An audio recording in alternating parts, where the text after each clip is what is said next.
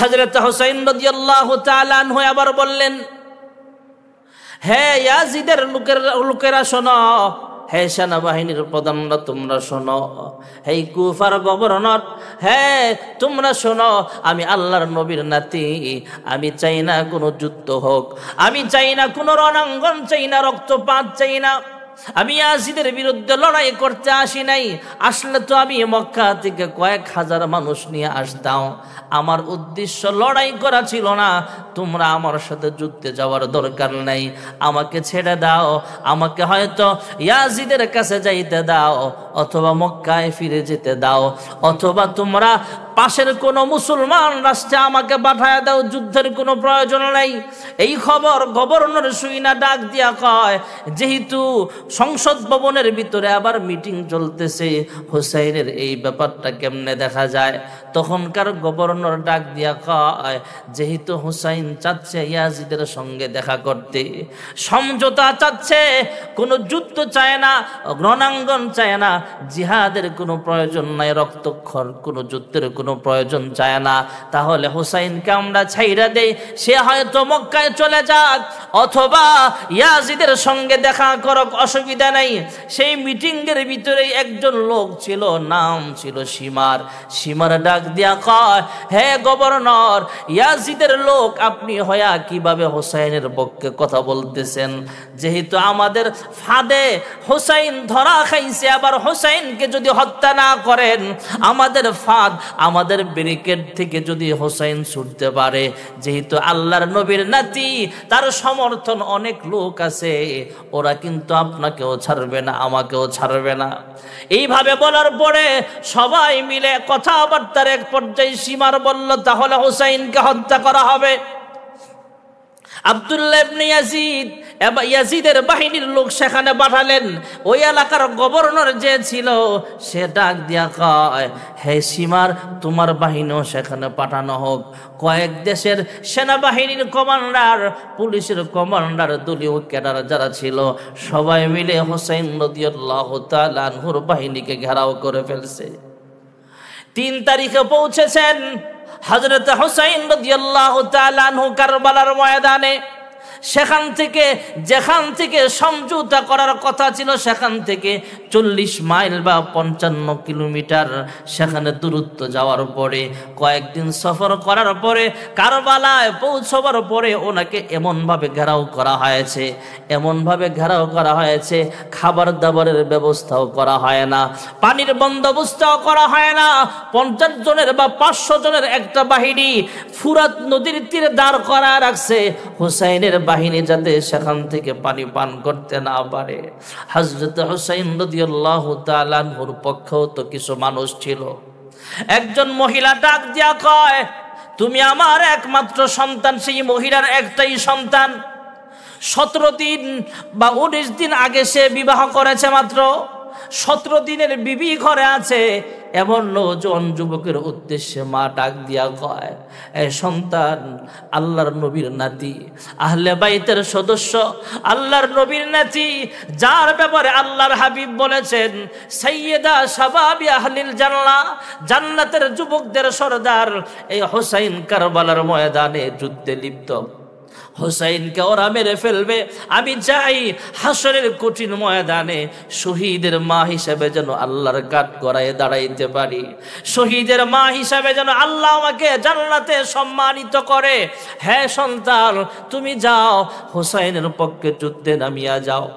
এবার ডাক দিয়া কয়, হে আম্মা জান, ছেলে ডাক দিয়া কয়, হে আম্মা জান, 17 দিনের বিবি আমার ঘরে আছে, তাহার কাছ থেকে অনুমতি নেওয়া প্রয়োজন।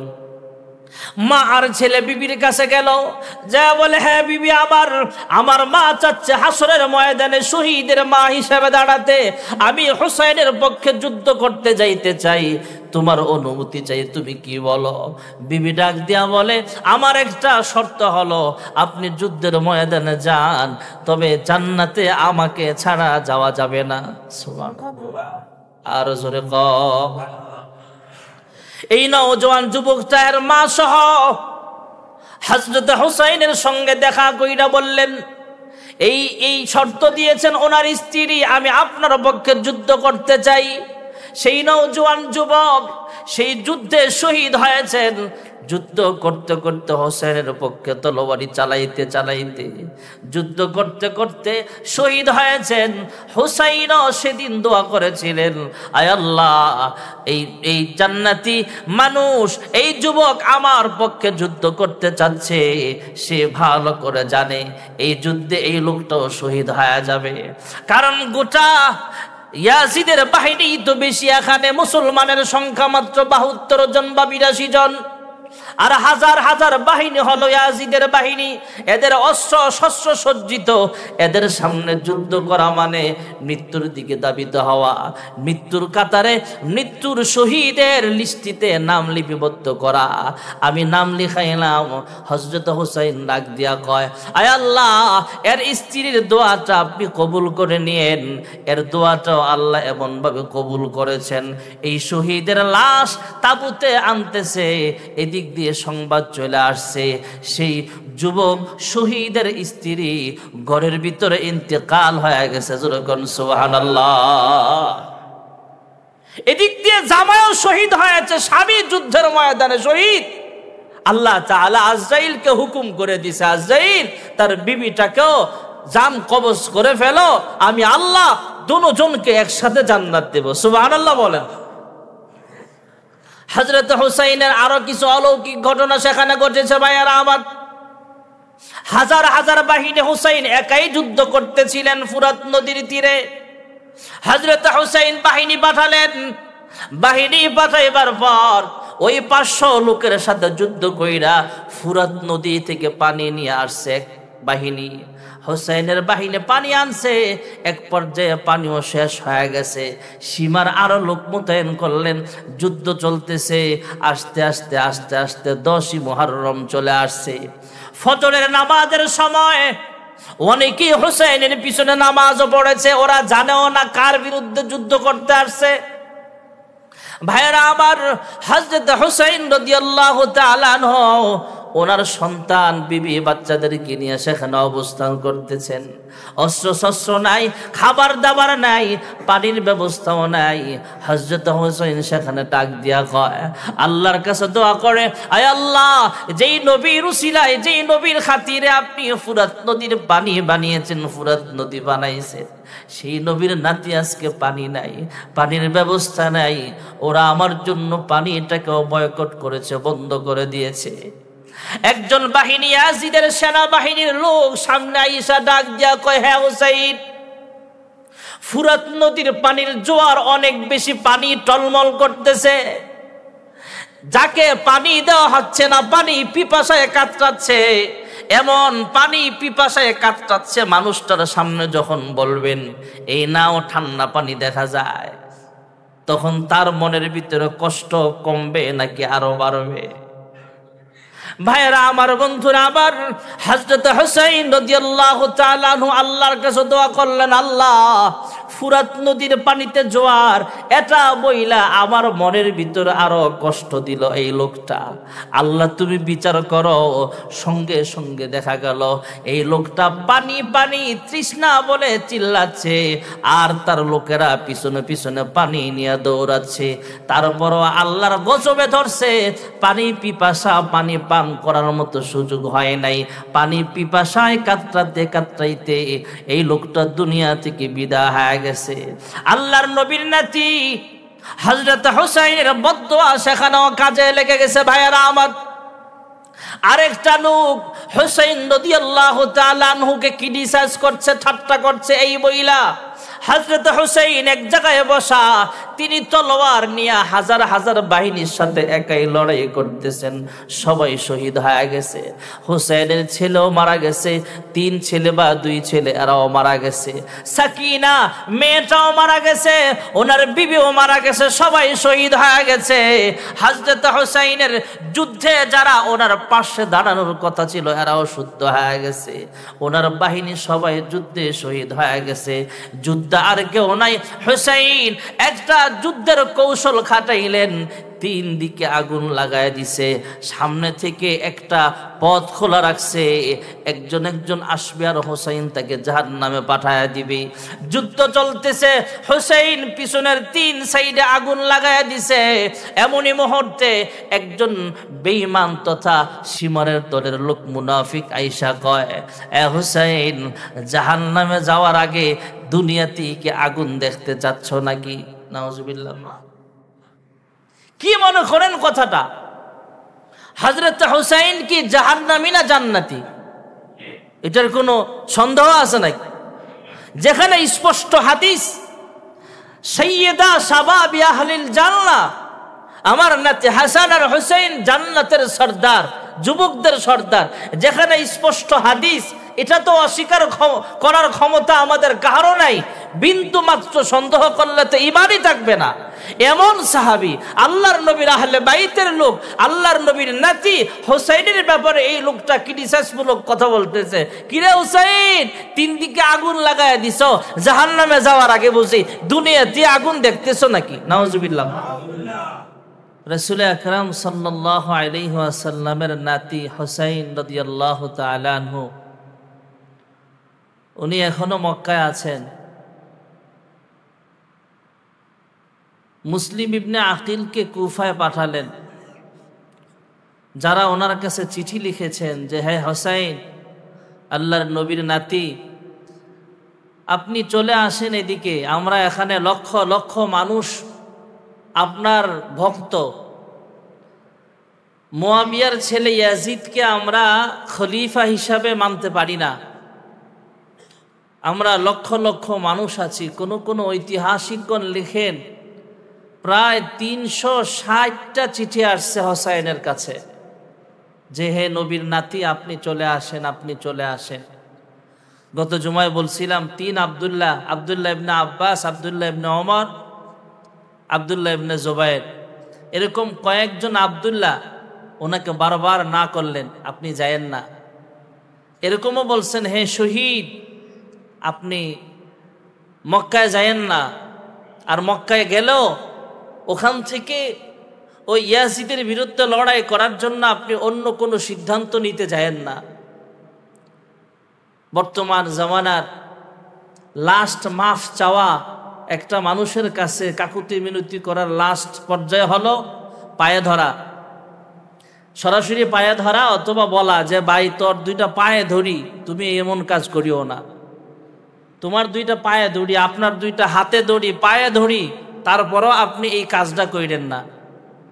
তখনকার সিস্টেম ছিল মাথার চুলে ধরা বা হাত জোর করে বলা অথবা দাড়িতে ধরা। আরব কান্ট্রিতে এখনো রসম আছে, রেওয়াজ আছে।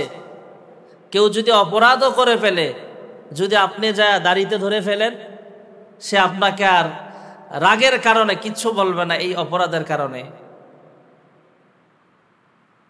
তো তখনকার নিয়ম যেভাবে ছিল ক্ষমা চাওয়ার, সেভাবে একদম নরম হয়ে আব্দুল্লাহ ইবনে আব্বাস বলেছিলেন, হে হোসাইন, আপনি মক্কায় যান, কিন্তু কুফায় যায়েন না। ওরা আলীর সাথে বেঈমানি করছে, আপনার আব্বার সাথে ধোঁকাবাজি করছে, ওরা মুনাফিক। এরপরও হযরত হোসাইন চাইলেন যে, আসলেই ওরা কি আমাকে চায়, নাকি আমার আব্বার সাথে যেভাবে ধোঁকাবাজি করছে, মুনাফিকে করেছে, সেভাবে আমার সাথেও ধোঁকাবাজি করতে চায়? এটা একটু যাচাই করার জন্য, খবর নেওয়ার জন্য উনি লোক পাঠালেন, দূত পাঠালেন। যে দূতকে পাঠালেন, সেই দূতের নাম মুসলিম ইবনে আকিল। গত জুমা আপনারা শেষ পর্যায়ে শুনেছিলেন কথাটা, যে মুসলিম ইবনে আকিলকে নির্মমভাবে ওরা হত্যা করেছে। আর হত্যার আগেও হযরতে মুসলিম ইবনে আকিল একটা চিঠি পাঠাবে, সেই সুযোগটা পায় নাই। তবে একজনকে বইলা গেছে, এই, তুমি তো হোসাইনের পাগল, তুমি পারলে এই খবরটা হোসাইনের কাছে পৌঁছায় দাও। আমি তো চিঠি লিখে ফেলছি, তিনি যেন এখানে চলে আসে। উনি হয়তো অলরেডি রওনা হয়ে গেছে। হযরতে হোসেন রাদিয়াল্লাহু আনহু মক্কা থেকে রওনা হয়ে গেছে, কুফার কাছাকাছি চলে গেছে, অনেকগুলো রাষ্ট্র পার হয়ে সিরিয়ার কাছাকাছি, ইরাকের কাছাকাছি চলে গেছে। তখন যায় একজন দূত ওনাকে খবর পৌঁছালেন যে হুসাইন, যে লোকগুলো আপনার কাছে চিঠি লেখছে, এই লোকগুলো বাস্তবিক অর্থে আপনাকে মহাব্বত করে, ভালোবাসে, এদের মন, এদের দিল আপনার প্রতি ঠিক আছে, কিন্তু এদের তলোয়ার ইয়াজিদের প্রতি। এর প্রমাণ বলবেন, হুজুর এটা আবার কিভাবে হয়? মন হুসাইনের প্রতি, তলোয়ার ইয়াজিদের প্রতি, এটা কিভাবে হয়? এর বাস্তব প্রমাণ আমাকে বাংলাদেশেও আমরা পাইছি। একটু ছোট্ট উদাহরণ দিই। আমাদের 2024-এর 5 আগস্টের আগের যে 16-17 বছরে অনেক বড় বড় মসজিদের খতিব, ইমাম, বড় আলেমরা বিনা দোষে নিরপরাধ মাজলুম উলামায়ে কেরাম জেলখানায় ছিল কি ছিল না? এর ভিতরে শীর্ষ আলেমদের মধ্যে ছিল জুনায়েদ বাবনগরী রহমতুল্লাহ আলাই, এরপরে আল্লামা মামুনুল হক সাহেব, এরপরে আল্লামা দেলাওয়ার হোসেন সাইদি রহমতুল্লাহ আলাই, মুফতি আমির হামজা, মুফতি রফিকুল ইসলাম মাদানী, মুফতি জসিমউদ্দিন রহমানী, মুফতি হারুন ইজহার, আলী হাসান ওসামা, এমন অসংখ্য আলেমরা বছরের পর বছর জুলুমের শিকার হয়েছে। ওনাদের একজন মাজলুম কারাবন্দী আলেমের জবান থেকে আমরা শুনছি, বিশেষ করে আমাদের রফিকুল ইসলাম মাদানী ভাই, দেখতে ছোট, হ্যাঁ আপনারা অনেকেই চিনেন, দেখতে ছোট কিন্তু পুরাটাই কলিজা আল্লাহ দিয়ে দিছে। রফিকুল ইসলাম মাদানী একটা বিবৃতিতে বললেন, একটা ভিডিও বার্তায় বললেন যে আমি এক জেলখানা আমাকে নিয়ে যাওয়া হলো, সেখানের পুলিশ আমাকে কানে কানে বলতেছে, হুজুর আমি আপনার অনেক ভক্ত, আপনারা অনেক ভালোবাসি। তো বললে তাহলে আমারে যদি অনেক ভালোবাসেন আলেম হিসাবে, একটু আলেম হিসাবে যদি ভালোবাসেন, তাহলে আমারে হ্যান্ডকাপ লাগাইছেন কেন? আমারে আদালতে নেওয়ার সময় ডান্ডা বেরিয়ে পড়াইছেন কেন? কারণ হুজুর চাকরি বাঁচানোর জন্য। তাইলে এর দিল, এর মন হুজুরকে ভালোবাসে, কিন্তু এর তলোয়ার জালেমের পক্ষে। এটা বাস্তব প্রমাণ। নচেত যেই মন্ত্রীর গাড়িতে, যেই মন্ত্রী যখন গাড়ি দিয়া চলাফেরা করে, তখন এই মন্ত্রীর গাড়িতে সাইদি সাহেবের ওয়াজ বাজে, আর এই মন্ত্রী সংসদে বৈশা সাইদি সাহেবের বিরুদ্ধে কথা বলে, এমন ইতিহাস আসে না নাই? আমার পিছনে নামাজ পড়া আমার বিরুদ্ধে মামলা করে, এমন আছে না নাই? এটাই ছিল হুসাইনের জামানায়। হুসাইন রাদিয়াল্লাহু তাআলা আনহুর যারা ওনাকে হত্যা করেছে, ওনারা অনেকেই ওনার পিছনে নামাজও পড়েছে সেদিন ওনার ইমামতিতে, যারা ওনার বিরুদ্ধে যুদ্ধ করেছে।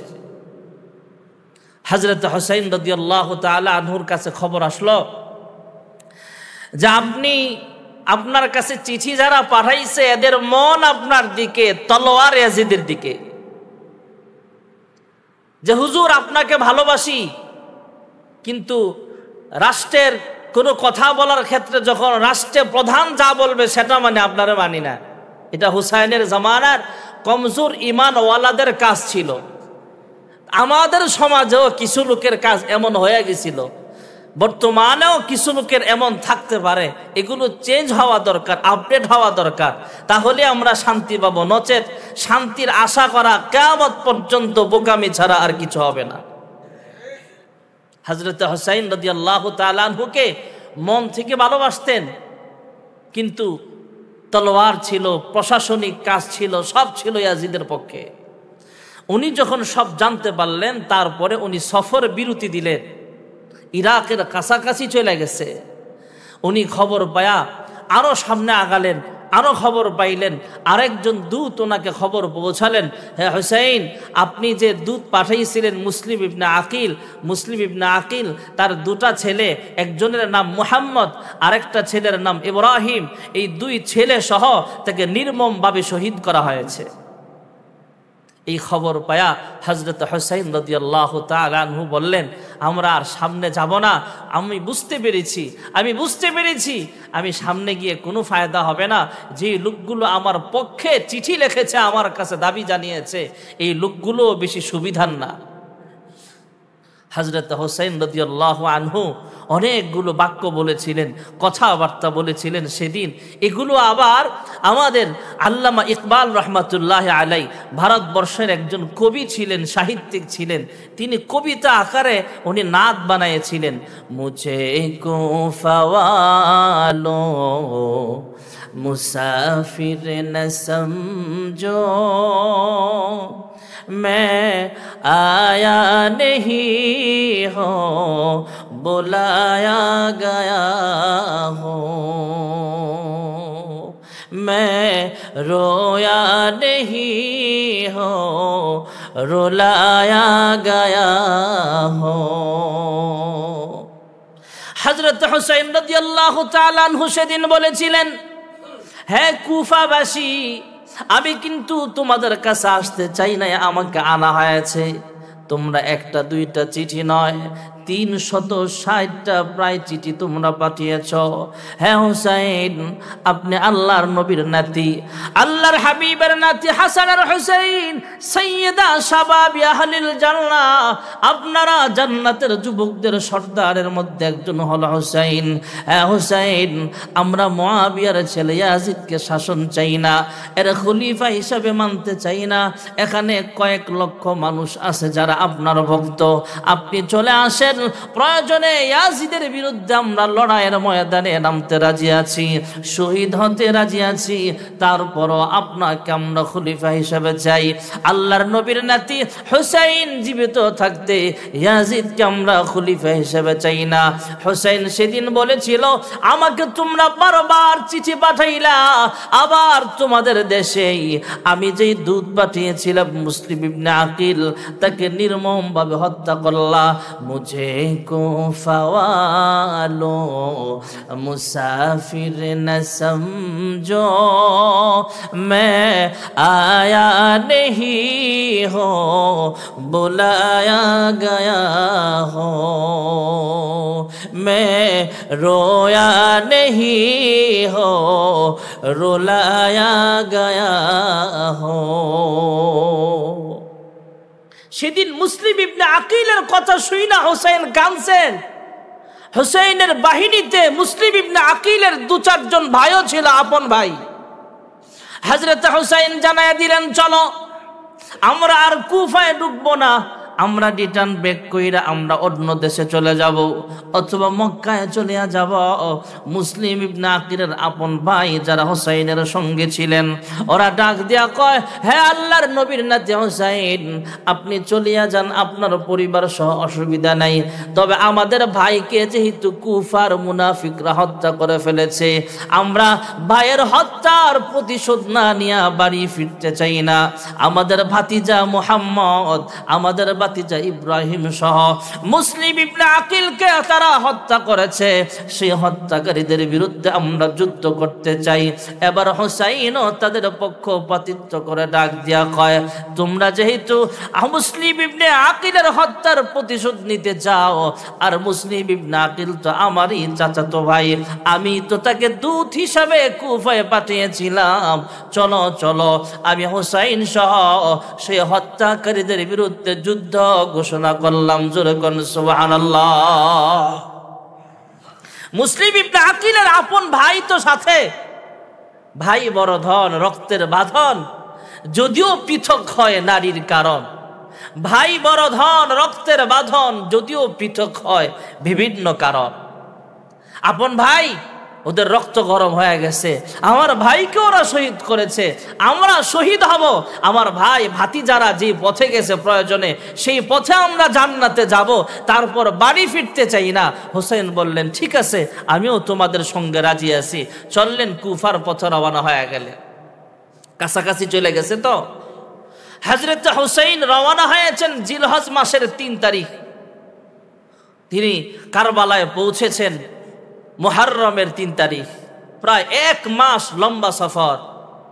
ওখানে যাওয়ার পরে যখন ইয়াজিদের বাহিনী, ওখানকার যে গভর্নর ছিল, সে খবর পায়া সেনাবাহিনী পাঠাইছে হুসাইন যেন নতুন করে কাহারও বায়াত গ্রহণ করাতে না পারে, হুসাইন যেন হুসাইনের পাশে যেন লোক দাঁড়াতে না পারে। চতুর্দিকে সেনাবাহিনী পাঠায়া, ওর দলীয় বাহিনী পাঠায়া, হাজার হাজার বাহিনী পাঠায়া, 5,000 10,000 লোক পাঠায়া ব্যারিকেড দিয়া রাখছে হুসাইনকে। হযরত হুসাইন রাদিয়াল্লাহু তাআলা আনহু ওই এলাকার যিনি গভর্নর, ওনাকে বললেন লোক পাঠায়া যে আমি যুদ্ধ চাই না, আমি বুঝতে পেরেছি যে এখানে ইয়াজিদের দলের লোক বেশি, এখানে ইয়াজিদের ক্ষমতা পুরোপুরি কুফায় সে প্রতিষ্ঠিত করতে পারছে, এটা বুঝতে পারছি। ফাঁকি দিয়ে একটা কথা আপনাদেরকে শোনাই, ইয়াজিদ আসলেই ভালো মানুষই ছিল। এক ঐতিহাসিক লিখেন, ইয়াজিদ যতদিন ক্ষমতা পায় নাই, ক্ষমতায় আসে নাই, এর আগ পর্যন্ত ভালো মানুষই ছিল। কিন্তু ক্ষমতা পাওয়ার পরে সে চেঞ্জ হয়ে গেছে, বদলে গেছে। ক্ষমতা পাওয়ার পরে আগে নেশা করতো না, কিন্তু ক্ষমতা পাওয়ার পরে নেশাগ্রস্ত হয়ে গেছে। আগে গান বাদ্য করতো না, নাচানাচি করতো না, যাত্রা গানে যাইতো না, অশ্লীল কাজগুলোতে জড়িত ছিল না বা সমর্থন ছিল না, কিন্তু ক্ষমতা পাওয়ার পরে আস্তে আস্তে নষ্ট হয়ে গেছে।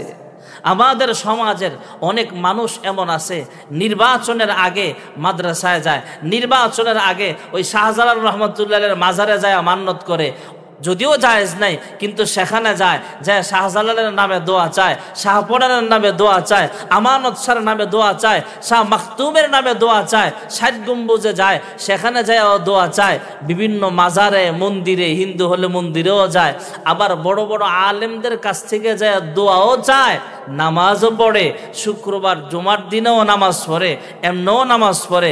আবার মাঝে মাঝে আমাদের কিছু নেতারা নির্বাচন সামনে আসলে উমরায়ও যায়, বুঝায় যে আমি ধার্মিক মানুষ, কিন্তু নির্বাচনের পরে ক্ষমতাসীন দলের নেতা হওয়ার পরে, সংসদে যাওয়ার পরে সে মন্দিরেও যায় না, মসজিদেও যায় না, মাজারেও যায় না, উমরা তো দূরের কথা, তার 5 ওয়াক্ত নামাজ পড়ার টাইমটাই সে পায় না। হুজুর আই এম এ বিজি, নামাজ পড়ার সময় নাই, এমন নেতা আমাদের সমাজেও আছে না নাই? ইয়াজিদের ব্যাপারে এমন কথাটা আসছে যে ইয়াজিদ হয়তো মুআবিয়া 4 তরিকার এক তরিকা অবলম্বন করছে, কিন্তু মুরব্বী সাহাবাই কেরাম বলছিল তাকওয়ার দিক থেকে হুসাইন জীবিত আছে, ওনারা পাওয়ারফুল, ওনাদেরকে আপনি নাম ঘোষণা করতে পারেন, তবে দেশ পরিচালনার যোগ্যতা ইয়াজিদের আছে, তবে যতদিন পর্যন্ত তার কাছ থেকে ইসলামের খেলাফ কোনো কাজ বের না হয় ততদিন তার নামটা ঘোষণা থাক, ততদিন সে খলিফা হিসেবে থাকতে পারে। কিন্তু ক্ষমতাসীন হওয়ার পরে সে উদাসীন হয়ে গেছে, এমন কথাও আপনার ইতিহাসের মধ্যে আসছে। ক্ষমতার লোভ তার ভিতরে এমন ভাবে ঢুইকা গেছে, আল্লাহর নবীর নাতিরে পর্যন্ত তাকে গৃহবন্দির মতো করে রাখছে, হাজার হাজার সেনাবাহিনী পাঠায়া। হযরত হুসাইন রাদিয়াল্লাহু তাআলা আনহু আবার বললেন, হে ইয়াজিদের লোকেরা শোনো, হে সেনাবাহিনীর প্রধানরা তোমরা শোনো, হে কুফার গভর্নর, হে তোমরা শোনো, আমি আল্লাহর নবীর নাতি, আমি চাই না কোনো যুদ্ধ হোক, আমি চাই না কোনো রণাঙ্গন, চাই না রক্তপাত, চাই না, আমি ইয়াজিদের বিরুদ্ধে লড়াই করতে আসি নাই, আসলে তো আমি মক্কা থেকে কয়েক হাজার মানুষ নিয়ে আসতাম, আমার উদ্দেশ্য লড়াই করা ছিল না, তোমরা আমার সাথে যুদ্ধে যাওয়ার দরকার নাই, আমাকে ছেড়ে দাও, আমাকে হয়তো ইয়াজিদের কাছে যাইতে দাও, অথবা মক্কায় ফিরে যেতে দাও, অথবা তোমরা পাশের কোনো মুসলমান রাষ্ট্রে আমাকে পাঠায় দাও, যুদ্ধের কোনো প্রয়োজন নাই। এই খবর গভর্নর শুইনা ডাক দিয়া কয়, যেহেতু সংসদ ভবনের ভিতরে আবার মিটিং চলতেছে, হুসাইনের এই ব্যাপারটা কেমনে দেখা যায়, তখনকার গভর্নর ডাক দিয়া কয়, যেহেতু হুসাইন চাচ্ছে ইয়াজিদের সঙ্গে দেখা করতে, সমঝোতা চাচ্ছে, কোনো যুদ্ধ চায় না, রণাঙ্গন চায় না, জিহাদের কোনো প্রয়োজন নাই, রক্তক্ষর কোনো যুদ্ধের কোনো প্রয়োজন চায় না, তাহলে হুসাইনকে আমরা ছাইরা দেই, সে হয়তো মক্কায় চলে যাক, অথবা ইয়াজিদের সঙ্গে দেখা করক, অসুবিধা নাই। সেই মিটিং এর ভিতরে একজন লোক ছিল, নাম ছিল সীমার। সীমার ডাক দিয়া কয়, হে গভর্নর, ইয়াজিদের লোক আপনি হয়া কিভাবে হুসাইনের পক্ষে কথা বলতেছেন? যেহেতু আমাদের ফাঁদে হুসাইন ধরা খাইছে, আবার হুসাইনকে যদি হত্যা না করেন, আমাদের ফাঁদ আমাদের ব্যারিকেড থেকে যদি হোসেন ছুটতে পারে, যেহেতু আল্লাহর নবীর নাতি, তার সমর্থন অনেক লোক আছে, ওরা কিন্তু আপনাকেও ছাড়বে না, আমাকেও ছাড়বে না। এইভাবে বলার পরে সবাই মিলে কথাবার্তার এক পর্যায়ে সীমার বলল, তাহলে হোসেনকে হত্যা করা হবে। আব্দুল্লাহ ইবনে ইয়াজিদের বাহিনীর লোক সেখানে পাঠালেন। ওই এলাকার গভর্নর যে ছিল সে ডাক দিয়া কয়, হে সীমার, তোমার বাহিনীও সেখানে পাঠানো হোক। কয়েক দেশের সেনাবাহিনীর কমান্ডার, পুলিশের কমান্ডার, দলীয় ক্যাডার যারা ছিল সবাই মিলে হোসেন রাদিয়াল্লাহু তাআলা আনহুর বাহিনীকে ঘেরাও করে ফেলছে। 3 তারিখে পৌঁছেছেন হযরত হুসাইন রাদিয়াল্লাহু তাআলা আনহু কারবালার ময়দানে। সেখান থেকে যেখান থেকে সমঝোতা করার কথা ছিল সেখান থেকে 40 মাইল বা 55 কিলোমিটার সেখানে দূরত্ব যাওয়ার পরে, কয়েকদিন সফর করার পরে, কারবালায় পৌঁছবার পরে ওনাকে এমনভাবে ঘেরাও করা হয়েছে, এমনভাবে ঘেরাও করা হয়েছে, খাবার দাবারের ব্যবস্থাও করা হয় না, পানির বন্দোবস্তও করা হয় না। 50 জনের বা 500 জনের একটা বাহিনী ফুরাত নদীর তীরে দাঁড় করা রাখছে হুসাইনের বাহিনী যাতে সেখান থেকে পানি পান করতে না পারে। হযরত হুসাইন রাদিয়াল্লাহু তাআলা আনহুর পক্ষেও তো কিছু মানুষ ছিল। একজন মহিলা ডাক দিয়া কয়, তুমি আমার একমাত্র সন্তান। সেই মহিলার একটাই সন্তান। 17 দিন বা 19 দিন আগে সে বিবাহ করেছে মাত্র। 17 দিনের বিবি ঘরে আছে। এমন নওজোয়ান যুবকের উদ্দেশ্যে মা ডাক দিয়া কয়, এই সন্তান আল্লাহর নবীর নাতি, আহলে বাইতের সদস্য, আল্লাহর নবীর নাতি, যার ব্যাপারে আল্লাহর হাবিব বলেছেন সাইয়্যিদা শাবাবি আহলিল জান্নাহ, জান্নাতের যুবকদের সরদার। এই হুসাইন কারবালার ময়দানে যুদ্ধে লিপ্ত। হুসাইনকে ওরা মেরে ফেলবে। আমি চাই হাসরের কঠিন ময়দানে শহীদের মা হিসেবে যেন আল্লাহর কাঠ করায় দাঁড়াইতে পারি। শহীদের মা হিসেবে যেন আল্লাহ আমাকে জান্নাতে সম্মানিত করে। হ্যাঁ সন্তান, তুমি যাও, হুসাইনের পক্ষে যুদ্ধে নামিয়া যাও। এবার ডাক দিয়া কয়, হে আম্মা জান। ছেলে ডাক দিয়া কয়, হে আম্মা জান, 17 দিনের বিবি আমার ঘরে আছে, তাহার কাছ থেকে অনুমতি নেওয়া প্রয়োজন। মা আর ছেলে বিবির কাছে গেল, যা বলে, হ্যাঁ বিবি, আমার মা চাচ্ছে হাসরের ময়দানে শহীদের মা হিসেবে দাঁড়াতে। আমি হুসাইনের পক্ষে যুদ্ধ করতে যাইতে চাই, তোমার অনুমতি চাই, তুমি কি বলো? বিবি ডাক দিয়া বলে, আমার একটা শর্ত হলো, আপনি যুদ্ধের ময়দানে যান, তবে জান্নাতে আমাকে ছাড়া যাওয়া যাবে না। সুবহানাল্লাহ। আর জোরে কও। এই নওজোয়ান যুবকটা এর মা সহ হযরত হুসাইনের সঙ্গে দেখা কইরা বললেন, এই শর্ত দিয়েছেন ওনার স্ত্রী, আমি আপনার পক্ষে যুদ্ধ করতে চাই। সেই নওজোয়ান যুবক সেই যুদ্ধে শহীদ হয়েছেন। যুদ্ধ করতে করতে হোসেনের পক্ষে তলোয়ারি চালাইতে চালাইতে যুদ্ধ করতে করতে শহীদ হয়েছেন।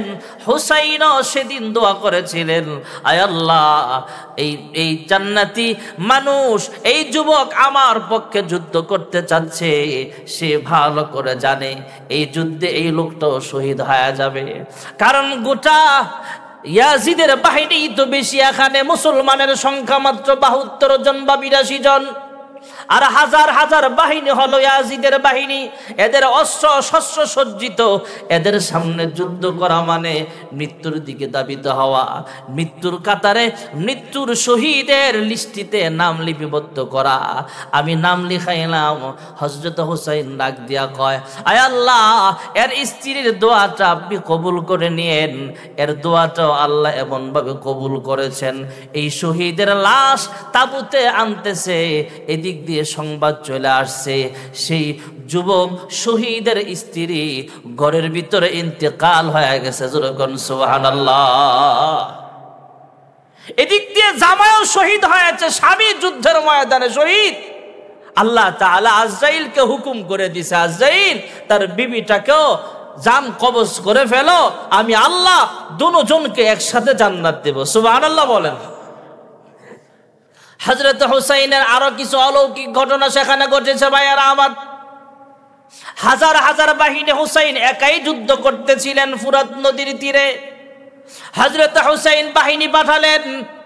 বাহিনী পাঠাইবার পর ওই 500 লোকের সাথে যুদ্ধ কইরা ফুরাত নদী থেকে পানি নিয়ে আসছে এক বাহিনী। হুসাইনের বাহিনী পানি আনছে, এক পর্যায়ে পানিও শেষ হয়ে গেছে। সীমার আরো লোক মোতায়েন করলেন। যুদ্ধ চলতেছে। আস্তে আস্তে আস্তে আস্তে 10ই মুহররম চলে আসছে। ফজরের নামাজের সময় অনেকেই হুসাইনের পিছনে নামাজও পড়েছে, ওরা জানেও না কার বিরুদ্ধে যুদ্ধ করতে আসছে। ভাইয়েরা আমার, হযরত হুসাইন রাদিয়াল্লাহু তাআলা আনহু ওনার সন্তান বিবি বাচ্চাদেরকে নিয়ে সেখানে অবস্থান করতেছেন। অস্ত্র শস্ত্র নাই, খাবার দাবার নাই, পানির ব্যবস্থাও নাই। হযরত হুসাইন সেখানে ডাক দিয়া কয়, আল্লাহর কাছে দোয়া করে, আয় আল্লাহ, যেই নবীর উসিলায়, যেই নবীর খাতিরে আপনি ফুরাত নদীর পানি বানিয়েছেন, ফুরাত নদী বানাইছেন, সেই নবীর নাতি আজকে পানি নাই, পানির ব্যবস্থা নাই। ওরা আমার জন্য পানিটাকেও বয়কট করেছে, বন্ধ করে দিয়েছে। একজন বাহিনী, ইয়াজিদের সেনাবাহিনীর লোক সামনে আইসা ডাক দিয়া কয়, হ্যাঁ হুসাইন, ফুরাত নদীর পানির জোয়ার অনেক বেশি, পানি টলমল করতেছে। যাকে পানি দেওয়া হচ্ছে না, পানি পিপাসায় কাতরাচ্ছে। এমন পানি পিপাসায় কাতরাচ্ছে, মানুষটার সামনে যখন বলবেন এই নাও ঠান্ডা পানি দেখা যায়, তখন তার মনের ভিতরে কষ্ট কমবে নাকি আরো বাড়বে? ভাইরা আমার, বন্ধুরা আবার, হযরত হুসাইন রাদিয়াল্লাহু তাআলা আনহু আল্লাহর কাছে দোয়া করলেন, আল্লাহ, ফুরাত নদীর পানিতে জোয়ার, এটা বইলা আমার মনের ভিতরে আরো কষ্ট দিল এই লোকটা। আল্লাহ তুমি বিচার করো। সঙ্গে সঙ্গে দেখা গেল এই লোকটা পানি পানি তৃষ্ণা বলে চিল্লাচ্ছে, আর তার লোকেরা পিছনে পিছনে পানি নিয়ে দৌড়াচ্ছে। তারপরও আল্লাহর গজবে ধরছে, পানি পিপাসা, পানি পান করার মতো সুযোগ হয় নাই। পানি পিপাসায় কাতরাতে কাতরাইতে এই লোকটা দুনিয়া থেকে বিদায় হয়ে গেছে। আল্লাহর নবীর নাতি হযরত হুসাইনের বদদুয়া সেখানেও কাজে লেগে গেছে। ভাইয়েরা আমার, আরেকটা লোক হুসাইন রাদিয়াল্লাহু তাআলা আনহুকে ক্রিটিসাইজ করছে, ঠাট্টা করছে। এই বইলা হযরত হুসাইন এক জায়গায় বসা, তিনি তলোয়ার নিয়ে হাজার হাজার বাহিনীর সাথে একাই লড়াই করতেছেন। সবাই শহীদ হয়ে গেছে। হুসাইনের ছেলেও মারা গেছে, 3 ছেলে বা 2 ছেলে এরাও মারা গেছে। সাকিনা মেয়েটাও মারা গেছে, ওনার বিবিও মারা গেছে, সবাই শহীদ হয়ে গেছে। হযরত হুসাইনের যুদ্ধে যারা ওনার পাশে দাঁড়ানোর কথা ছিল এরাও শুদ্ধ হয়ে গেছে। ওনার বাহিনী সবাই যুদ্ধে শহীদ হয়ে গেছে। যুদ্ধ আর কেউ নাই। হুসাইন একটা যুদ্ধের কৌশল খাটাইলেন। 3 দিকে আগুন লাগায় দিছে, সামনে থেকে একটা পথ খোলা রাখছে, একজন একজন আসবে আর হুসাইন তাকে জাহান্নামে পাঠায় দিবে। যুদ্ধ চলতেছে, হুসাইন পিছনের 3 সাইডে আগুন লাগায় দিছে। এমনই মুহূর্তে একজন বেঈমান তথা শিমরের দলের লোক মুনাফিক আইসা কয়, এ হুসাইন, জাহান্নামে যাওয়ার আগে দুনিয়াতে কি আগুন দেখতে চাচ্ছ নাকি? নাউজুবিল্লাহ। কি মনে করেন কথাটা? হযরত হুসাইন কি জাহান্নামী না জান্নাতি? এটার কোনো সন্দেহ আছে নাকি? যেখানে স্পষ্ট হাদিস, সাইয়্যিদা শাবাবি আহলিল জান্নাহ, আমার নাতি হাসান আর হুসাইন জান্নাতের সর্দার, যুবকদের সর্দার, যেখানে স্পষ্ট হাদিস, এটা তো অস্বীকার করার ক্ষমতা আমাদের কারো নাই। বিন্দু মাত্র সন্দেহ করলে তো ঈমানই থাকবে না। এমন সাহাবী, আল্লাহর নবীর আহলে বাইতের লোক, আল্লাহর নবীর নাতি হুসাইনের ব্যাপারে এই লোকটা ক্রিটিসাইজমূলক কথা বলতেছে। কিরে হুসাইন, 3 দিকে আগুন লাগায় দিছো, জাহান্নামে যাওয়ার আগে বুঝি দুনিয়াতে আগুন দেখতেছো নাকি? নাউজুবিল্লাহ। হুসাইন মনে ক্ষুণ্ণ, উনি মন খারাপ, আল্লাহর কাছে দোয়া করে, আল্লাহ, আমার ব্যাপারে আমার নানাজি হাদিস বলেছেন আমি জান্নাতি, আর সে বলতেছে আমি নাকি জাহান্নামী। মন খারাপ করে ফেলছে। আল্লাহ তাআলা ওই লোকটার প্রতি এমন ভাবে গজব নাজিল কইরা দিছে, উনি একটা তখনকার যুগের যে প্রাইভেট কার ছিল, আমাদের যুগের প্রাইভেট কার আর তখনকার যুগের প্রাইভেট কার ছিল ভিন্ন। তখনকার যুগের প্রাইভেট কার ছিল দ্রুত গতিতে ঘোড়া যে চলতে পারত, দামি ঘোড়ার উপরে ছোট্ট একটা ভিআইপি ঘর বানাইতো, সেখান থেকে যুদ্ধ পরিচালনা করা হতো। এমন ভিআইপি ঘোড়ার ভিতরে বসা। আল্লাহ তাআলা ওই সৈনিকের উপরে এমন ভাবে গজব নাজিল করলেন, এর একটা পা নিচের দিকে রুখে গেছে। শেষাইতে ঘোড়াটাও দৌড়ায়, আর সে পা ঘোড়ার উপরে আর মাথাটা হলো নিচে। হেসরাইতে ওই হোসাইনের আগুন যেখানে লাগানো আছে সেখানে যায় ঘোড়াটা তাকে ফালায়া জাহান্নামে পাঠায়া দিছে। আল্লাহর নবী নাতি হোসাইনের দোয়াটা আল্লাহ কবুল করছে। সুবহানাল্লাহ। হযরত হোসাইন রাদিয়াল্লাহু তখনও বললেন, আরে আমি তো আল্লাহর নবীর নাতি, আমি তো তোমাদের সাথে যুদ্ধ করতে আসি নাই, আমি তো সমঝোতা চেয়েছিলাম, আমি তো ইচ্ছে করে আসি নাই। তোমরা বারবার আমার কাছে চিঠি লেখলা, আমরা ইয়াজিদকে খলিফা হিসেবে চাই না, আপনাকে চাই, আপনি কুফায় চলে আসেন। আমরা কয়েক লক্ষ মানুষ আপনার ভক্ত আছি, কিন্তু আজকে তোমরা আমাকে মারার জন্য সামনে চলে আসছা। আমি তো আসি নাই, আমি তো মেহমান। মুঝে কুফাওয়ালো, আমাকে হে কুফাওয়ালো মুসাফির না সমঝো, আমাকে মুসাফির মনে কইরো না। মাই আয়া নেহি হো বুলায়া গয়া হো, আমি তো আসি না, আমাকে দাওয়াত দিয়ে ইনভাইট করে আনা হয়েছে। মেহমানের সাথে এমন আচরণ তোমরা কেন করতেছো? অনেক কথাবার্তা বলার পরও হোসাইনকে ইয়াজিদের বাহিনী ছাড় দেয় নাই। সীমার দেখতেছে এক পর্যায়ে যুদ্ধ চলতেছে। কোন ইয়াজিদের সেনাবাহিনী জানেই না কার বিরুদ্ধে যুদ্ধ করতেছে। যখন সামনে আসছে, লড়াই করতে করতে যখন হোসাইনের সামনে আসছে, হযরত হোসেন যুদ্ধ করতে করতে যখন ক্লান্ত হয়ে গেছে, খাবারের ব্যবস্থা নাই, পানির ব্যবস্থা নাই, একাই লড়াই করতে করতে যখন রক্তাক্ত হয়ে তিনি এখানে এক জায়গায় বসে গেছে, এমনি মুহূর্তে ওনার চতুর্পাশে ইয়াজিদের বাহিনী, সীমারের বাহিনী ঘেরাও করে ফেলছে। একজন ডাক দিয়া কয়, হ্যাঁ তুমি হোসেনকে হত্যা করো। সে ডাক দিয়া কয়, আমি মুসলমান, আর এটা হলো আল্লাহর নবীর নাতি, আমার তলোয়ার তার গর্দানে যেতে পারে না। সুবহানাল্লাহ বলেন। ন্যূনতম ঈমানও তাদের ভিতরে ছিল। আরেকজন ডাক দিয়া কয়, আমি পারবো না, তুমি তলোয়ার চালাও। সেও ডাক দিয়া কয়, আমি যত বড় মুনাফিক হই, আমার আমল কম হতে পারে, আমার ঈমান দুর্বল হতে পারে, তবে আমি তলোয়ার চালাইতে পারবো না। আরেকজন ডাক দিয়া কয়, আমিও হোসাইনের গায়ে আঘাত করতে পারবো না। আরেকজনকে বলা হয়, তুমি তো কত মানুষ হত্যা করেছো, আসো, তোমাকে জল্লাদ বলে আমরা চিনি, হোসেনের গলায় ছুরি চালাও। আল্লাহর নবীর নাতির গলায় ছুরি চালাইবার ক্ষেত্রে সেও সামনে আইসা দেখে হোসেন সামনে বসা। সে হোসেনের চেহারার দিকে তাকায় ডাক দিয়া কয়, আমি নিজেই জানি না কার বিরুদ্ধে যুদ্ধ করতে আসলাম, সেনাবাহিনীর কমান্ডারের কথায় কমন মানতে যায় যুদ্ধে আসলাম। আরে তো আল্লাহর নবীর নাতি, সাইয়্যিদা শাবাবি আহলিল জান্নাহ, আমি পারবো না, আমি চাই না আমার হাতে হোসেন হত্যা হোক। সুবহানাল্লাহ।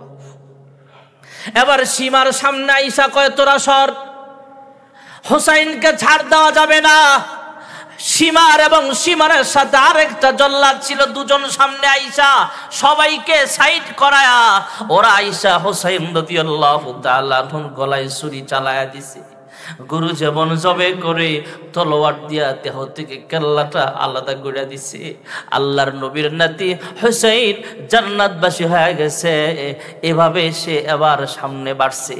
হযরত হোসেনের কল্লাটাও মাথাটা নিয়েও সে সংসদে চলে গেছে। আমি একটা সেনাবাহিনীর প্রধান, আমি অমুক, আমি একটা বীরত্বের কাজ করে ফেলছি, এমন ভাবে অহংকারীর সাথে সামনে বাড়ছে। ভাইয়েরা আমার, বন্ধুরা আমার, মুয়াবিয়া যদিও বড় ধরনের সাহাবী ছিল, কিন্তু এখানে মুয়াবিয়ার অপরাধ কম হলো, ওনাকে অপরাধী বলা যাবে না, কিন্তু ইয়াজিদকে অপরাধী বলা যায়, ওখানের গভর্নরকে অপরাধী বলা যায়। আর সবচেয়ে অপরাধী হলো জল্লাদ যে ছিল শিমার, হোসাইনকে হত্যা করেছে, আবার অহংকারীও করেছে, তার ক্ষমতাও বেশি দিন টিকে নেই। ভাইয়েরা আমার, হোসাইন রাদিয়াল্লাহু তাআলা আনহু যার হুকুমে হত্যা হয়েছিল সে হলো ইয়াজিদ। কিছুদিন যাওয়ার পরেই তার রাজনৈতিক একজন শত্রু ছিল, নাম ছিল মুখতার। কি নাম? মুখতার। সে মুখতারের সাথে যুদ্ধে বাঁধছে, যুদ্ধ লাগছে, রাজনৈতিক প্রতিহিংসার কারণে ইয়াজিদকে এমন ভাবে নির্মম ভাবে হত্যা করেছে। আল্লাহর নবীর নাতিকে তোরা হত্যা করেছিস, তোদেরকেও ছাড় দেওয়া হবে না। সেই মুখতারের বাহিনী, মুখতার আয়েশা সহ ইয়াজিদকে এমন ভাবে হত্যা করেছে, টুকরা টুকরা করে লাশ নদীতে ভাসায় দিয়েছে, টুকরা টুকরা করা হয়েছে। আল্লাহর নবীর নাতিকে যারা হত্যা করেছে এদের সাথেও আল্লাহ এমন আচরণ করেছে, এরাও দুনিয়া থেকে বিদায় হয়ে গেছে। ভাইয়ারা আমার, বন্ধুরা আমার, বর্তমান জামানায় যারা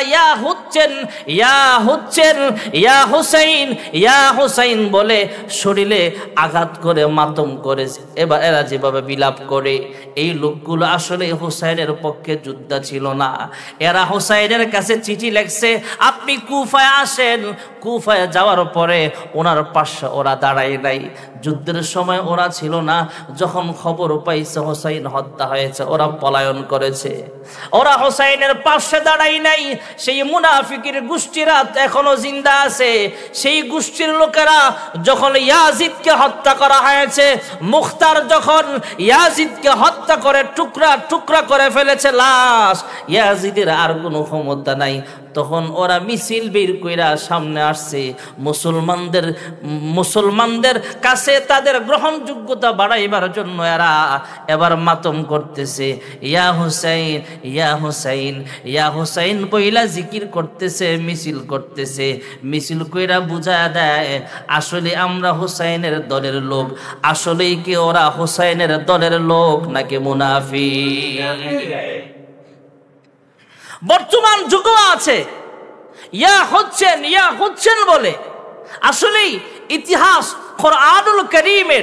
কোরআনুল করিম পুরাটা 30 পারা কোরআন, 114টা সূরা আপনি একটু খেয়াল করে দেখবেন, কোথাও আল্লাহ তাআলা আসহাবে ফিলের ঘটনা এনেছেন, কোথাও আল্লাহ তাআলা মুসা নবীর ইতিহাস এনেছেন, কোথাও আল্লাহ তাআলা সুলাইমান আলাইহিস সালামের ইতিহাস এনেছেন, কোথাও আল্লাহ তাআলা দাউদ পয়গম্বরের ইতিহাস এনেছেন, কোথাও আল্লাহ ইউসুফ আলাইহিস সালামের ঘটনা এনেছেন, কোথাও আল্লাহ তাআলা আসহাবে রকিম কথা এনেছেন, কোথাও আল্লাহ তাআলা আসহাবে কাহাফের ঘটনা এনেছেন।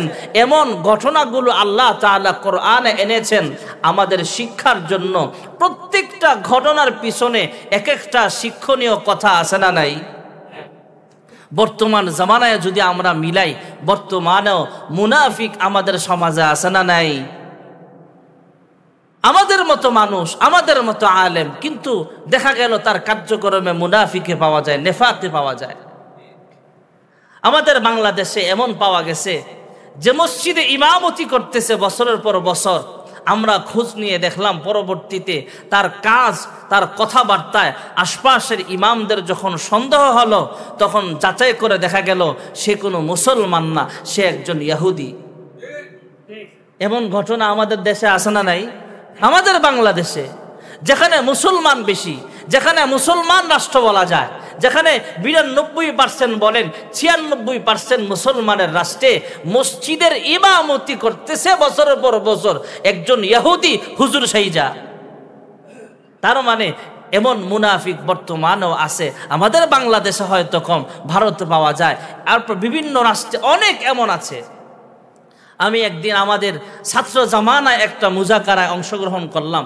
আমাদের মাদ্রাসায় বন্ধের সময়, কুরবানির ঈদের সময়, এক সময় তো আমাদের বাংলাদেশে কুরবানির ঈদের চামড়া কালেকশন হতো ব্যাপক।